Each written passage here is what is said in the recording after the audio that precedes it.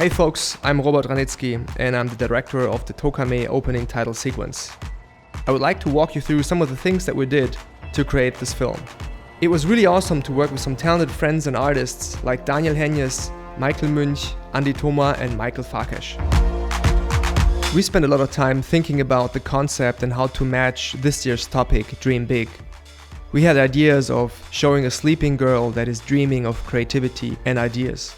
For inspiration, we looked at a lot of images containing lights and projections and then created a mood board with some of our favorites. Our vision was to only illuminate the sleeping girl's face by projecting artwork from each of the artists that is speaking at the TOCA ME conference. We carefully had to curate all the artwork from the artists to find something that would work as a projection setup. Each of the artwork was turned into a black and white image with a raster effect to make it more like a projection. We also added some chromatic aberration and some imperfections. Daniel Henjes created this amazing 3D scan of this girl's face that we used to be able to go into a macro level of detail.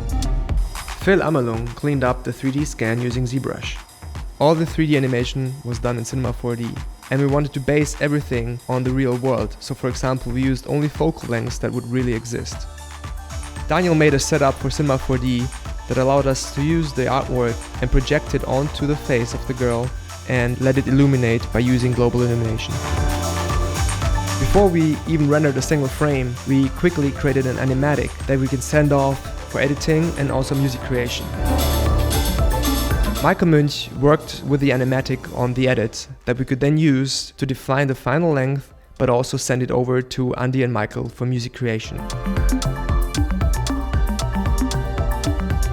For the musical part, we gave Andy and Michael a few cool tracks that we like and thought will work really well for this piece.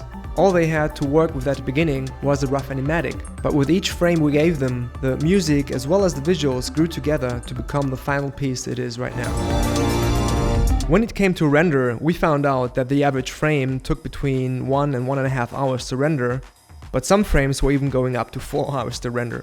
So it was really tricky, but thankfully Google Cloud Platform supported us, offering us Zyncrender as a rendering solution. So we could use up to 500 machines with a total of 16,000 cores to render all the frames and to really pull this off in time. After we finished rendering all the frames, it was time for compositing. We used After Effects to composite all the shots.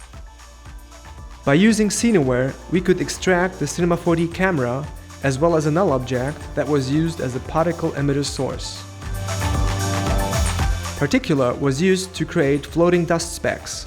The separate volumetrics pass was used as a mask for all the particles, so they are only visible in the volumetric light.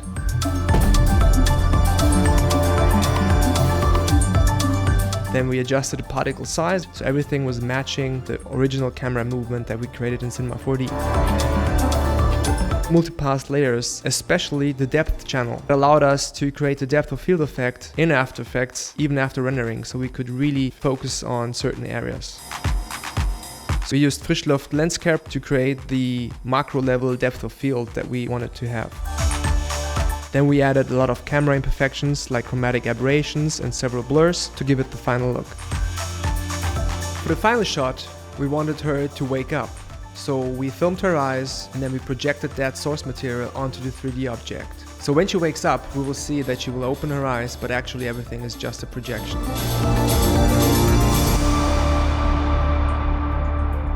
Overall, this was an amazing and fun project to work on, especially having so much creative freedom and being able to work with so many talented artists on this.